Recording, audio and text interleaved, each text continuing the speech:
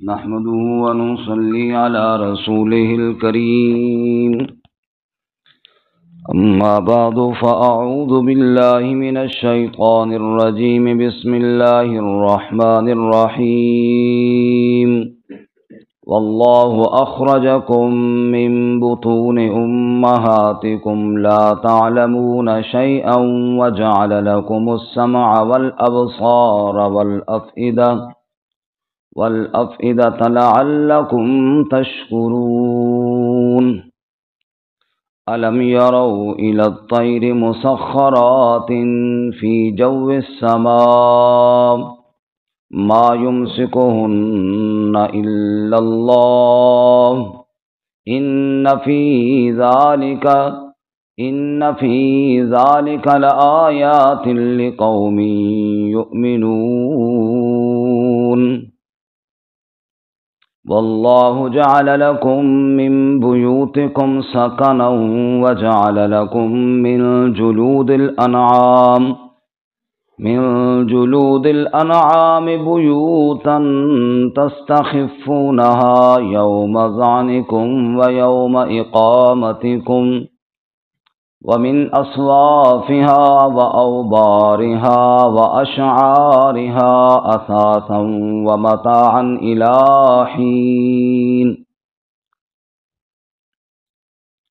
والله أخرجكم، اور اللہ ہی نے نکالا تمہیں، من بطون امہاتکم، تمہاری ماؤں کے پیٹوں سے، لا تعلمون شیئا، تم نہیں جانتے تھے کچھ بھی، وجعل لکم السمع والابصار والافئدہ، اور بنائے تمہارے لیے کان اور آنکھیں اور دل، لعلکم تشکرون، تاکہ تم شکر ادا کرو۔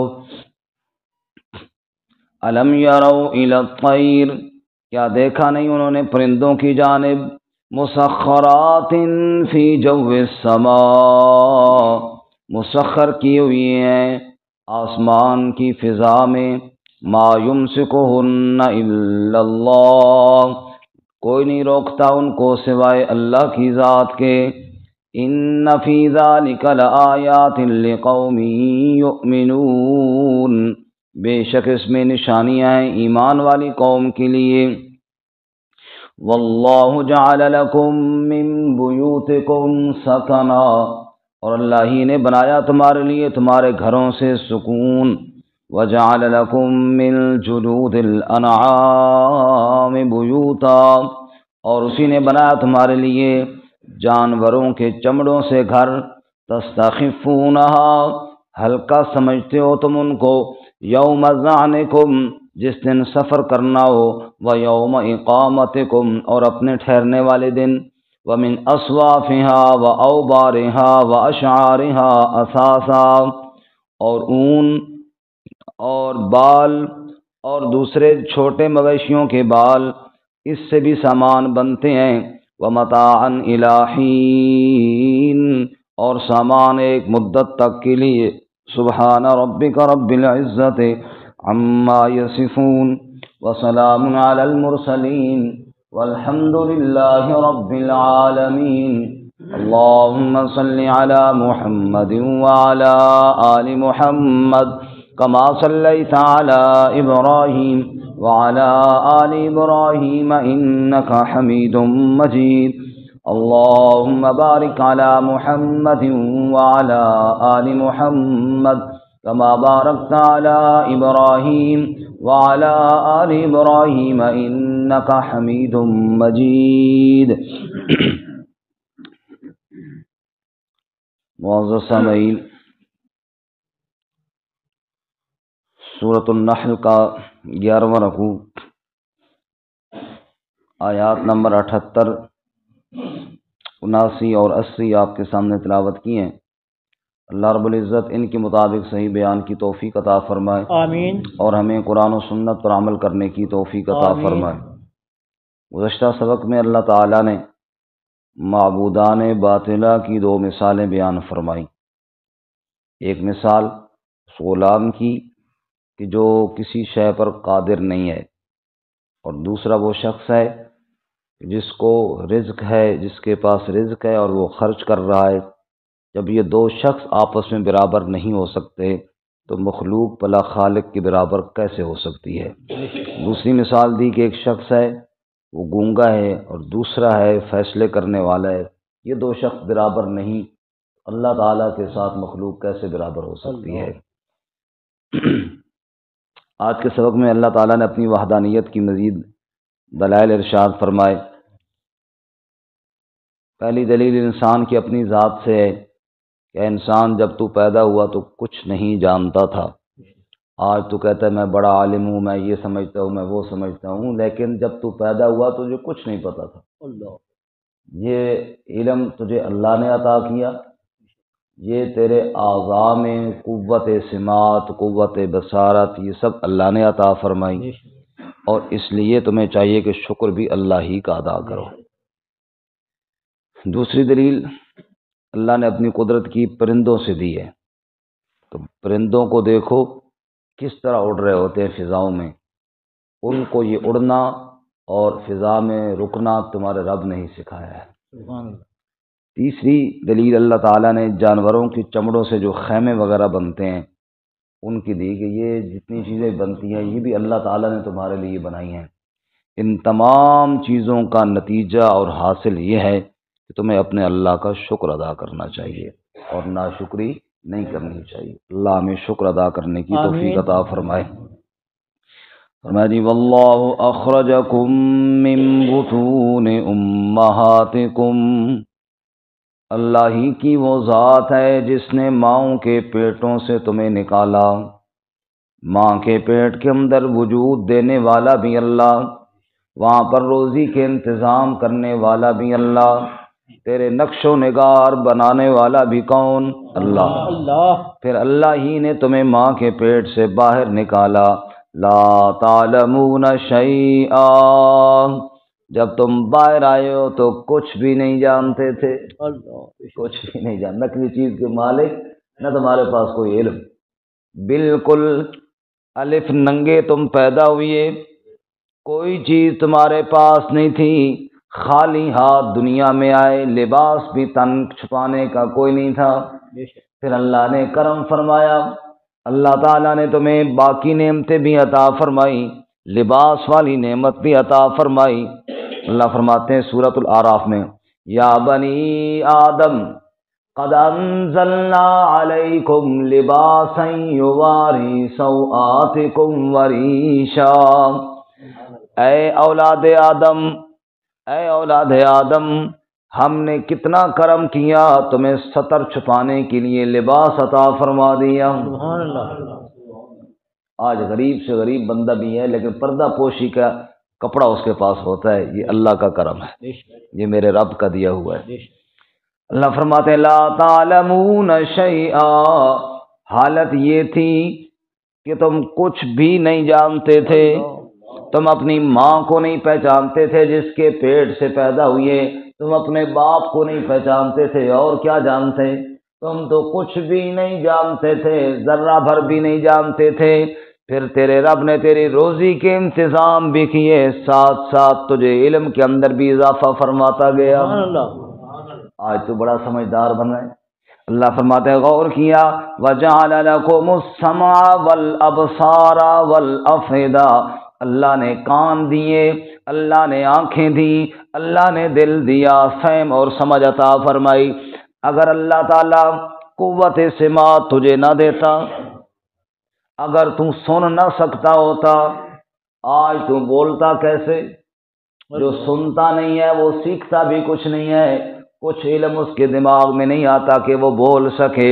اللہ فرماتے ہیں اگر میں تیرے کانوں میں مسئلہ پیدا کر دیتا تو کیسے بول پاتا؟ اللہ ہی نے تمہیں کان عطا فرمائے، والابصار، اور آنکھیں اللہ نے عطا فرمائی۔ اگر تو دیکھ نہ سکتا ہوتا تو تجھے علم کہاں سے آتا؟ نہ تو سن سکتا نہ تو دیکھ سکتا تو بتا تیرے دل میں علم کہاں سے آتا؟ اللہ تعالیٰ نے سننے کے لیے کان دیے، دیکھنے کے لیے آنکھیں دیں، والافئدہ، سمجھنے کے لیے دل اور دماغ عطا فرما دیا۔ یہ ساری چیزیں کیوں دیں؟ لعلکم تشکرون، تاکہ تم اللہ کا شکر ادا کرو۔ لوگوں، کان دینے والا اللہ تو کہو الحمدللہ، زبان دینے والا اللہ الحمدللہ، آنکھیں دینے والا اللہ الحمدللہ، دل و دماغ دینے والا اللہ الحمدللہ، لعلکم تشکرون۔ ایک ایک نعمت جب دینے والا اللہ تو لوگوں اللہ کا شکر ادا کیا کرو۔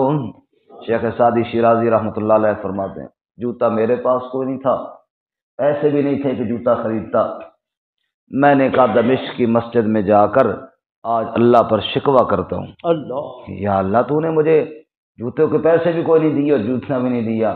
وہاں جا کے دیکھا ایک آدمی بیٹھا تھا جس کے پاؤں ہی کوئی نہیں تھے، میں نے کہا ہاں شکوہ نہیں کرنا، اللہ کا شکر ادا کرنا ہے، اللہ کا شکوہ نہیں کرنا، اللہ کا شکر ادا کرنا ہے۔ اللہ تعالیٰ نے مجھے پاؤں تو سلامت دیے ہیں، میں چل سکتا ہوں، میں پھر سکتا ہوں، جوتا بھی اللہ تعالیٰ دے دے گا۔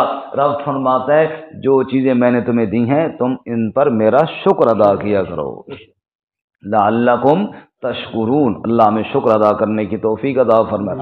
وجود میں 360 جوڑ میرے اللہ نے بنائے، اگر کسی ایک جوڑ میں کوئی مسئلہ آ جائے، انسان کوئی چیز پکڑنا چاہے پکڑ نہ سکے، اگر ہم چائے کا کپ روزانہ پکڑتے ہیں کتنے جوڑ استعمال ہوتے ہیں، اگر ان میں کوئی ایک جوڑ بھی خراب ہو جائے ہم چائے نہ پی سکے۔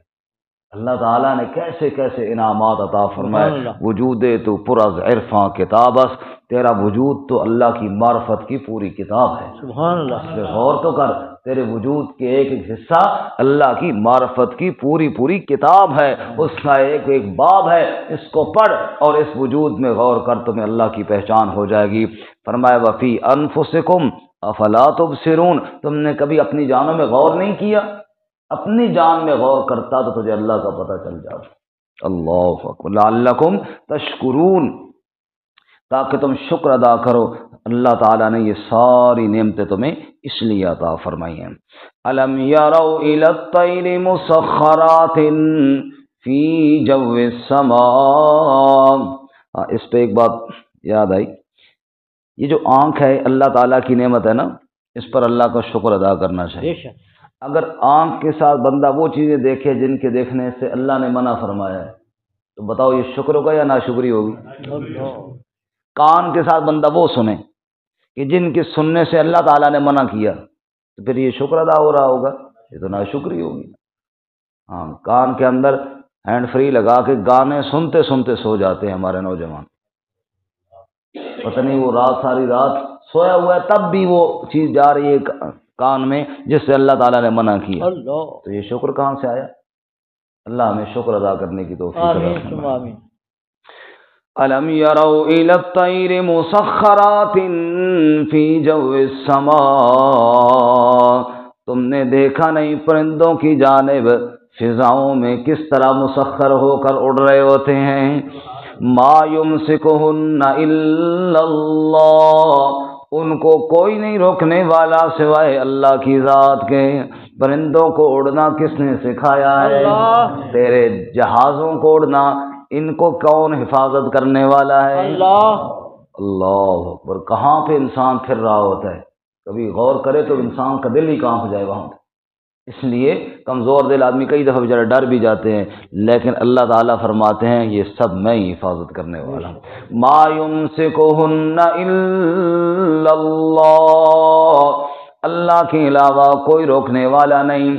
اللہ سورۃ الملک میں فرماتے ہیں اولم یروا الی الطیر فوقہم صافات ویقبضن ما یمسکہن الا الرحمن، پرندوں کو دیکھو صف بنا کر پوری جناب ٹیم چل رہی ہوتی ہے، صافات، کبھی یوں پروں کو پھیلا لیتے ہیں، وَيَقْبِضْنَ، کبھی یوں بند کر لیتے ہیں، مَا يُمْسِكُهُنَّ إِلَّا الرَّحْمَنُ، یہ اٹکھیلیاں وہ فضاؤں کے اندر اس لیے کر رہے ہیں کہ ان کو روکنے والی ذات اللہ کی ہے۔ سبحان اللہ، بے شک۔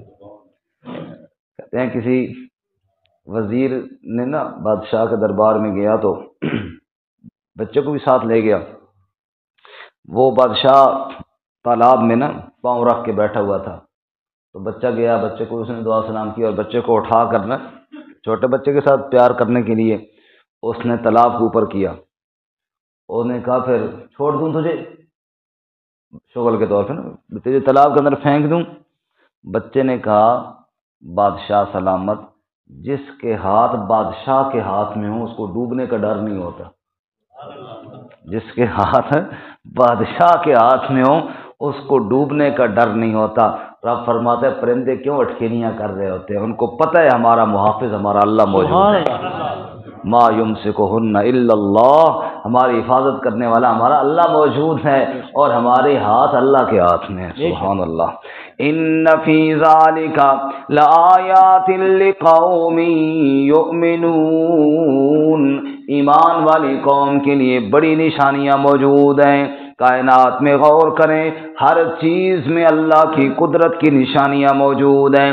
واللہ جعل لکم من بیوتکم سکنا، اللہ نے تمہارے لیے تمہارے گھروں میں سکون بنایا ہے۔ ساکن اس چیز کو کہتے ہیں جو متحرک نہ ہو۔ انسان نہ ہر وقت ساکن بھی نہیں رہ سکتا، ہر وقت متحرک بھی نہیں رہ سکتا۔ بعض اللہ کے مخلوق ایسی جو گردش میں ہیں، پھر رہی ہیں، ہر وقت پھر رہی ہیں۔ بعض ایسی ہیں جن کو اللہ تعالیٰ نے گاڑ دیا ہے پہاڑوں کی طرح، بعض ایسی ہیں جن کو انسان کو اللہ تعالیٰ نے حرکت بھی دی ہے۔ رات اللہ دے دیتے ہیں سکون کر، صبح پھر اللہ تعالیٰ اس کو اٹھا دیتے ہیں۔ تو گھر اللہ نے بنایا کس کے لیے جی؟ سکون کے لیے۔ اللہ کرے گھر میں سکون ہو، ایسا نہ ہو جناب تھکارا گھر میں آئے تو کم اور تپے ہوئے جی، اور جناب بیڑا غرق نہ ہو جائے۔ اللہ گھروں میں سکون عطا فرمائے۔ وہ پچھلے دنوں وہ ہماری آنٹیاں مطالبہ کر رہی تھی کہ طلاق کا حق عورت کو بھی ہونا چاہیے۔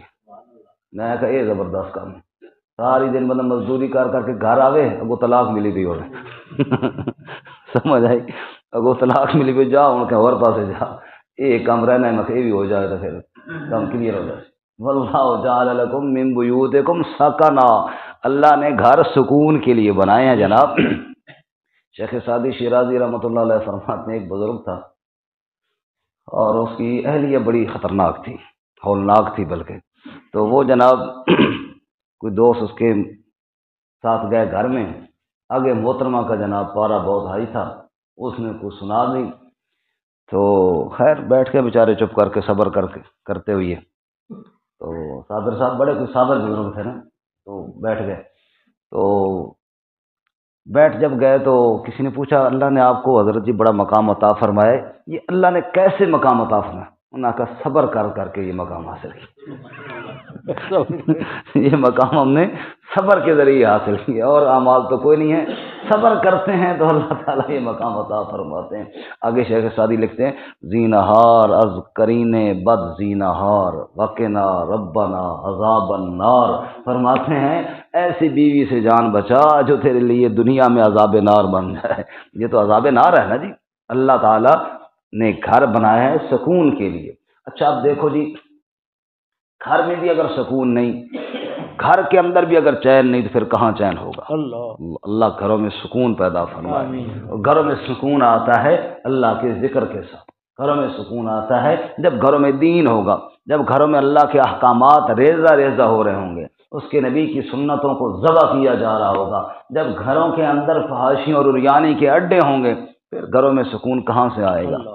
ایک وقت ہوا کرتا تھا فجر کی نماز پڑھ کے، کوئی اتنا پرانا وقت بھی نہیں، ہمیں بھی یاد ہے، فجر کی نماز پڑھ کے جاتے، ہر گھر سے تلاوت قرآن کی آواز آ رہی ہے، ہر گھر سے، کیونکہ آپ نے سنے ہوگے نا، گھروں سے تلاوت قرآن کی آوازیں آ رہی ہوتی۔